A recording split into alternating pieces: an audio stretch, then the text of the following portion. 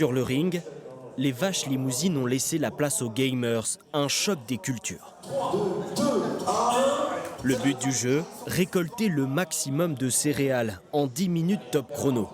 Pas de fourche ou de charrue, mais une manette ou une souris. Pour Valentin, originaire de Haute-Vienne, l'aventure s'arrête aux portes des demi-finales. On est déjà content d'être arrivé en quart de finale parce qu'on avait fait ça un peu comme ça, on s'est dit ça passe ou ça casse et on est passé, on est content d'être arrivé jusque-là. 8 équipes s'affrontent, des élèves de lycées agricoles venus de toute la France. Aux commentaires, les youtubeurs Marlon et Mister Wallon, 280 000 abonnés chacun, stars auprès de leur communauté.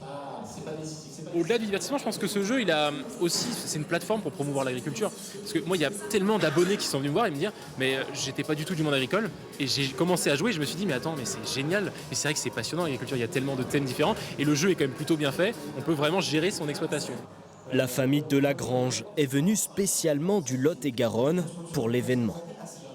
Au début, j'étais pas trop chaud pour ce jeu-là, en fin de compte. Et le petit s'y est mis aussi, et au fur et à l'aiguille, on a acheté le premier, le deuxième, le troisième, et voilà, on s'est mis. Maintenant, on est au 22, et là, il y a le 25 qui va sortir, donc on attend avec impatience le 25. Et vous êtes agriculteur? Ah non, pas du tout. Retransmise en direct sur Internet, cette finale est suivie bien au-delà du pôle de l'anneau. Il faut surtout avoir conscience que derrière, il y a plus de 100 000 suiveurs sur les réseaux sociaux qui suivent cette compétition. Et c'est vraiment une superbe opportunité pour nous. Succès total pour cette première. Et pourquoi pas un jour, une finale au Salon de l'Agriculture.